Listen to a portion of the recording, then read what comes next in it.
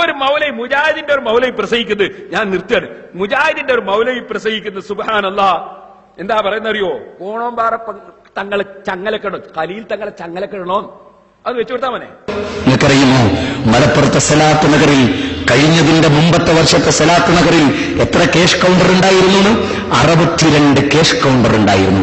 ചാക്കിൽ കെട്ടിയിട്ടാണ് 1000ന്റെ not lorry കയറ്റി കൊണ്ടുപോയത്. ചാക്കിൽ കെട്ടിയിട്ട് അവിടെ വരുന്ന 2-3 ലക്ഷം ജനങ്ങളോട് പറയാ ആ നിന്ന അത്രയും അടിക്കില്ല പൈസ.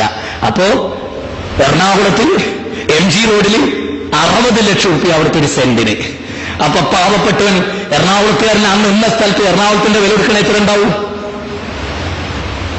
സത്യത്തിൽ സാധിക്കുമെങ്കിൽ യുവാക്കളോട് ഇത്തരം ആളുകളെ ചങ്ങലക്ക് പിടിച്ച് ബന്ധിപ്പിച്ചിട്ട് മരിക്കണവരെ ഭക്ഷണം അവിടെ കൊണ്ടു കൊടുക്കുക, നല്ല ഡ്രസ്സ് അവിടുന്ന് കുളിപ്പിക്കുക, പുറത്തേക്ക് ഇറക്കരുത്. എന്നാൽ ഒരുപാട് ആൾ കേരളത്തിൽ നിന്ന് സ്വർഗത്തിലേക്ക് ഉണ്ടാവും. അല്ലെങ്കിൽ ഈ മനുഷ്യ സമുദായത്തിലെ ബഹുഭൂരിപക്ഷവും നരകത്തിലെത്തൂ. അപ്പോ ഖലീൽ തങ്ങൾ എന്താ വേണ്ടി? യുവാക്കളോട് മൂപ്പര് തീവ്രവാദം പഠിപ്പിക്കുക. മുജാഹിദിന്റെ യുവാക്കൾക്ക് പിടിച്ചുകൊണ്ടുപോയി ചങ്ങലൊക്കെ ഇട്ടിട്ട് ഭക്ഷണമൊക്കെ അവിടെ കൊണ്ടു കൊടുക്കണോ? ചങ്ങല കൊണ്ട് ഇടാണ്ട് തന്നെ ഭക്ഷണങ്ങളെ കൊണ്ട് നമ്മളവിടെ കൊണ്ടിരിക്കും. തങ്ങന്മാർക്ക് ഭക്ഷണം സർവ്വ മുജാഹിദികൾ കൊണ്ട് അവിടെ കാൽക്കൽ കൊണ്ടിരിക്കും. ഞങ്ങൾക്കൊന്ന് കേൾക്കണോ? ഇതേ ചങ്ങാതി ഇപ്പൊ 500 റുപ്യ പിരിവ് ചോദിക്കുന്നു, നിന്ന സ്ഥലത്തിന്റെ പൈസെങ്കിലും നിങ്ങൾ കൊടുക്കണോന്ന് പറയുന്നു.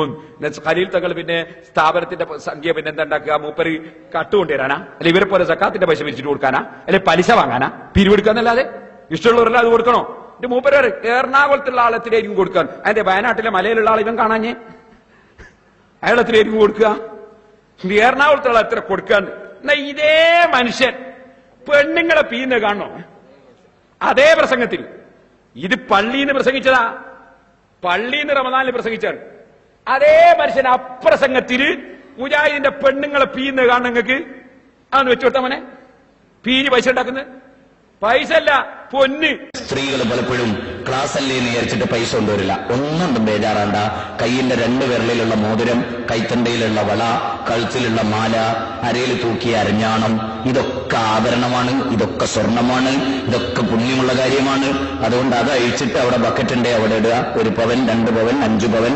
ഇത് വെറുതെ പറയില്ല. സ്വർണം വേണമോ സ്വർഗം വേണമോ എന്നാലോചിക്കുക. എന്താണ് സ്വർണം വേണമോ സ്വർഗം വേണമോ എന്ന് ആലോചിക്കുക. എന്താ വേണ്ടത്? സ്വർണം വേണമോ സ്വർഗം വേണമോ എന്നാലോചിക്കുക. എന്നിട്ട് കേട്ടോ, ഖലീൽ തങ്ങൾ സലാത്തി ചൊല്ലിയിട്ട് പിരിവെടുക്കുമ്പോ ഞങ്ങളൊക്കെ എടുക്കാറുണ്ട് പിരിവ്.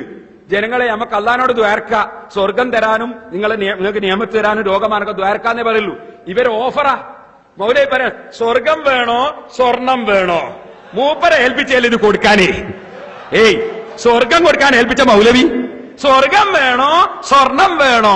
5 പവന് അരഞ്ഞാണോ എല്ലാം ബക്കറ്റിലും കിട്ടോളി. ഇയാളാ പറയുന്നത് അതേ പ്രസംഗത്തിൽ. നിങ്ങളൊന്ന് ആലോചിച്ച് നോക്ക്. ഇനി ഒന്നും കൂടി കേട്ടോളി. ഇയാൾ എന്നെ പറയുന്നത് വലിയ പൈസയാണെങ്കിൽ എന്റെ അഡ്രസ് വാങ്ങിയിട്ട് എനിക്ക് അയച്ചു തന്നാ മതി. അതൊന്ന് കേട്ടോളി, അതൊന്ന് കേട്ടോളി.